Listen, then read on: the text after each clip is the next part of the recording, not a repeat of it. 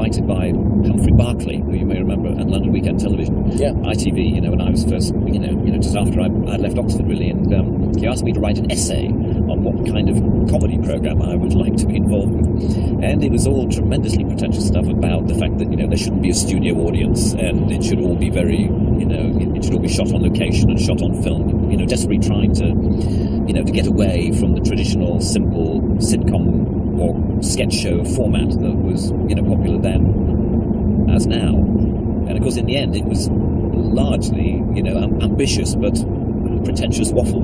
I mean, sometimes, when, merely trying to be original, merely because you learn to be different, doesn't always, well, rarely works, actually. I mean, sometimes it can work, but actually, if you just, try and learn from the past rather than reject it outright, can be more beneficial.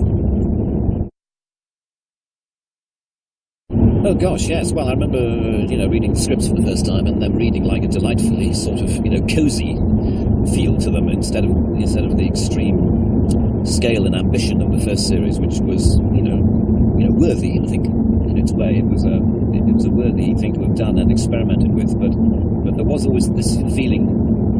Well, you always hoped it was going to be funny rather than you believed it was going to be funny. Which was a bit nerve-wracking for everyone, not least the actors. I think part of the difficulty was that trying to be funny wasn't really what we were about in the first series. We were awfully arrogant, really. Yeah, no, it was the usual, absolutely, pretentious, bluster, formed quite a large part of it, I think. No, it is hugely ironic that having set about to make the first series of Blackadder as unlike Fawlty Towers as we could, by the time we got to the second series that had completely rejigged it in the way that it was. We did end up with 3 sets, and something quite claustrophobic and hierarchical. So in many ways, we sort of learned the lesson of our ways, that actually our outright rejection of the traditional sitcom form, was not.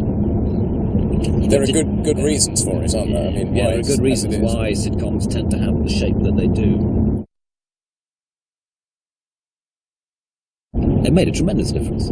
It was just a joy, to have real people in the room and to be recording it like a theatre show. Really, we did, rehearse it all week, and then we put on a show for 2 hours. Admittedly, only half an hour of programme came out the other end of it, but it felt like what it was, a live performance. And people even now actually are rather surprised when you tell them that you had a studio audience for the second, third, and fourth series. They just assumed that either an audience had seen it later, had seen it afterwards, or that it was canned, or that it was dubbed onto the soundtrack. When in fact it wasn't. And even though when I look at the Blackadder now, which I don't do very often, but when I have seen episodes, I can see, moments when I, stammered a bit, or the pause is a bit too long, and you think, God, how frustrating, really, that we sort of did it on the hoof, and we might do one retake, but only one. And how much better it would have been if we'd got every little pause and every little inflection absolutely right in a sort of filmic way of doing take after take after take, which we didn't do. And yet, you have to pay that price for slight inconsistency and slight errors and fault lines in order to get the energy and the feel and the joy of a live performance. And in the end, I think it was probably a sacrifice worth making. But I can, you can see, I can see now when I do watch it, you think, I'm sure I could have said that line better. Oh dear, Tony came in too early. I wish we'd. But in fact, that was it. That's what it was. You just had to live with the way it was. It's all really about the character of the Blackadder, where the inherent comedy of his situation is rooted, because basically he's a bright and able man, and yet, things go wrong for him in a way that we try to make funny. He wasn't a buffoon, or he didn't. I suppose he just tended to overthink things, didn't he? To outthink himself, or maybe it was just bad luck. In the end, he's just unlucky. And of course, fatally, he always allies himself with Baldric. It's strange, that interreliance. You'd think someone as bright as the Blackadder wouldn't spend any time that he had to, with Baldric.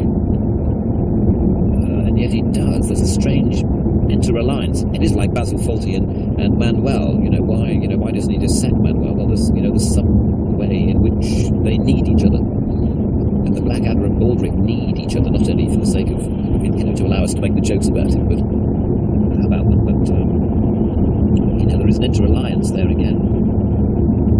I've got this theory. The reason that people love it so much is because of Baldric, because he's every man, he's us. Yeah. Do you think there's anything in there? Well, he's a pretty dim version of every man. I'm not sure I'd like Baldric to represent me in the sort of canon of human existence.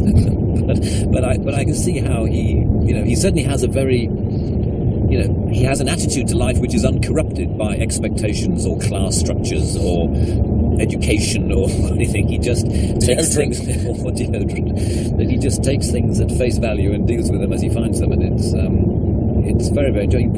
I can see it how that he has a very straightforward attitude. But he's also lovable. You wouldn't really call Blackadder lovable almost ever, would you? No. Whereas, no, and the Blackadder is a pretty relentless cynic. Although you see, in my opinion, like all the best sitcom characters, pleasingly two-dimensional. Pleasingly simple, always the same.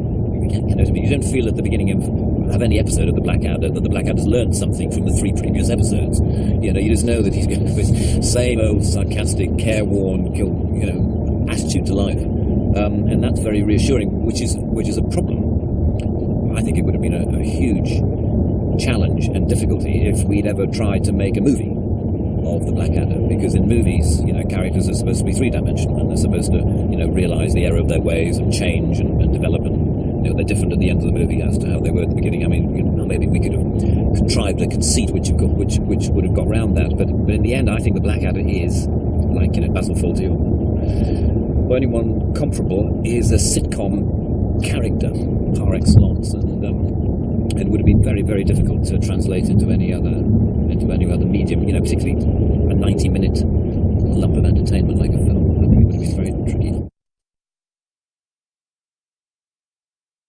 What's been pleasing about the Blackadder in many ways is this feeling, in the 25 years since we first started doing it, it does seem to have a longevity in the audience's eyes. Of course, its period nature helps that, the fact that there's nothing really to date it in people's eyes. There isn't a 1970s sofa or wardrobe or political attitude to sort of sully the waters. In the end, you can just enjoy it for what it is. Even though actually at least some of the comic attitude of the Blackadder is the fact that he was a 20th century man, really put in a period situation, wasn't he? He didn't really accurately reflect or necessarily his time. He definitely had the attitude of a modern audience placed in a period context, and that, I think, engages the audience and gives it an extra sort of satirical sort of tone to the whole series. I think that helps. Well, I do have a problem with the letter B. I do, quite often when B is followed by a vowel, bubble. I remember at school, my schoolmates getting a lot of amusement out of getting me to say the word bubble, and me going, stammering a bit. And I remember the one we had trouble with was a Battersea Dog's Herd, wasn't it? A Battersea Dog's Herd, which we had a problem with in the live recording in front of the audience, and I just couldn't say, but I'm having that difficulty saying it now. Battersea Dog's Herd was what I was saying. And then I said St. Crufts instead. Yes, and it was, and I got the word down from the control room that I should say Crufts, which is what I did. And of course it got this huge and totally disproportionate audience response, and absolutely astronomical laugh, because they loved the fact that I'd finally found a way round the stammer. But of course then that laugh had to be taken out, because otherwise it would be completely incomprehensible to the listening and viewing audience. It was a stroke of genius from John. But Bob wasn't. Bob wasn't an issue. For some reason, B followed by a vowel and then another consonant and nothing else after it. Bob is fine. I can say Bob as much as you like. I don't have a problem.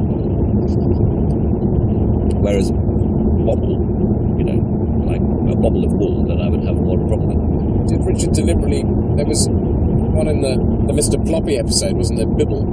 That just said that people put a bucket on their head and say Bibble. And say Bibble, yeah. You don't have a problem with Bibble either, do you? I can't remember. If I try and say it now, that I do have a problem with it, actually, but Bibble and say Bibble.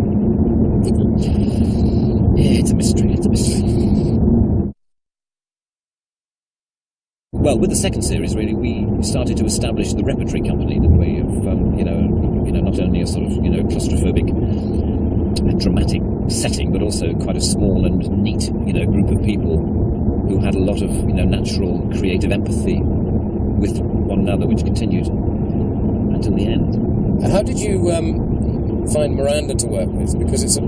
Yes, well, great, as I recall. I mean, she was, but despite being a very good actress, she seemed very willing to muck in, because she did effectively become a member of the repertory company, and she definitely, yeah, and she returned on a number of occasions.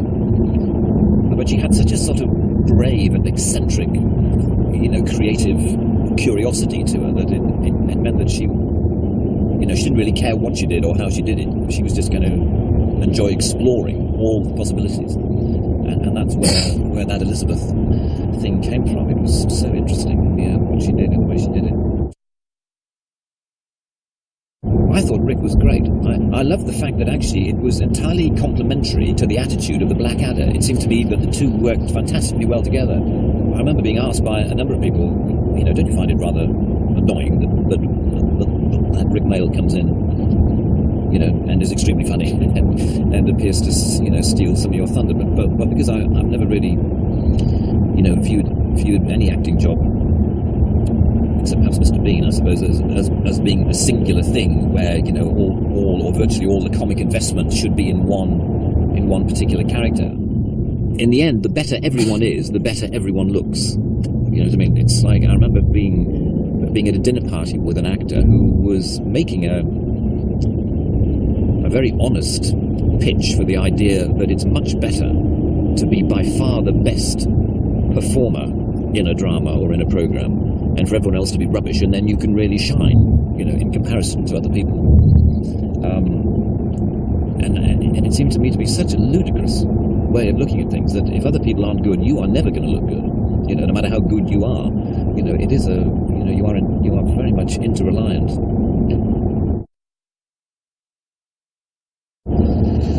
Yeah, it did seem to get more difficult as we went on. I think my overriding, memory of the whole of the Blackadder canon was of it being stressful and satisfying. That's how I remember it. Well, it was good having, so many, writers in the room, apart from the writers themselves, who were not in the room. Which, of course... But what did it result in? Yeah, I remember it being intermittently hilarious, I think is how I might describe it. But I remember long periods in which it was really not very funny at all. When we got in, when either individuals or as a room, we just got in a bit of a slump, or grump, and it was sometimes very, very difficult to drag us out of the ditch.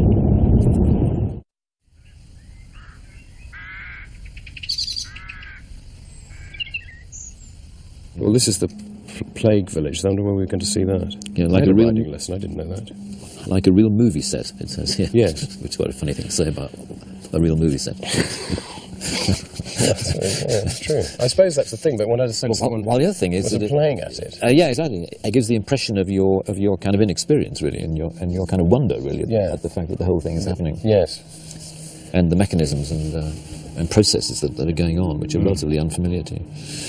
Well, I was completely out of my depth. Yeah, that's another way of putting it. Do you like them? Do you like it? No. Hated it. It was pretty difficult, buying Mars bars for several weeks, having to sport that haircut. Well, it was very bleak. I mean, I remember it being genuinely Northumbrian winter weather of the mid-20th century, being very, very cold, snowy, and not like today. You know, I just remember the sense of sort of difficulty of everything, wasn't it? I mean, the sort of scale of what we were trying to do, and the number of animals and children and extras, and most of whom you felt had a slightly miserable couple of weeks. Well, it definitely felt out of control, didn't it? That was the thing. Yeah. I didn't feel... I was the producer. I didn't know about all these dogs and braziers and things. Somebody made all these executive decisions at some other level. Yeah, I just remember a feeling of us not quite knowing what we were doing. That snow-covered was where, I'm fairly certain, was where the horse reared up. Yes, and I fell off the back. Yes, that's right. Well, I say, one of your people fell off the back. Yes, one of Who my was it, actually? Was he a stunt person? Yes, it certainly was a stunt person, but I can't remember which. But you did some of the riding there, didn't you? Yeah, the riding I enjoyed. I learned to ride, for the first series.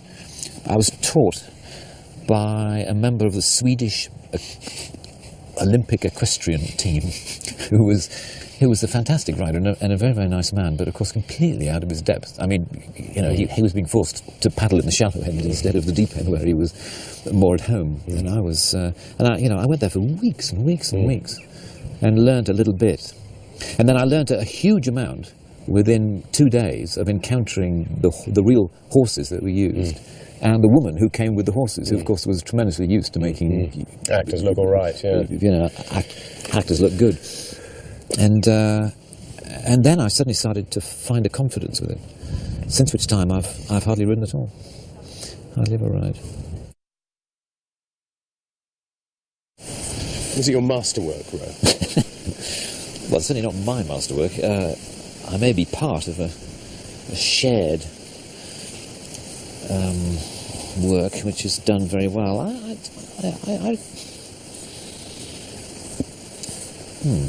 Yeah, sorry, I'm a bit stuck for words. But it is, I do think one of the hallmarks of it is that it seems better than one remembers it. On the odd occasions I do see it, you think, gosh, this is actually quite good. It's kind of slightly embarrassing that it's... Yeah, and it is, and it did, it was representative of a moment in all our lives. That's why I think it's very... it's sort of futile, really, to talk about reunions or a fifth series or anything like that, because I think it represented a comedy consensus, between a group of individuals at a certain time in their lives, and as soon as you try and recreate that chemistry 5 years later, or 10 years later, or 30 years later, it's very, very difficult.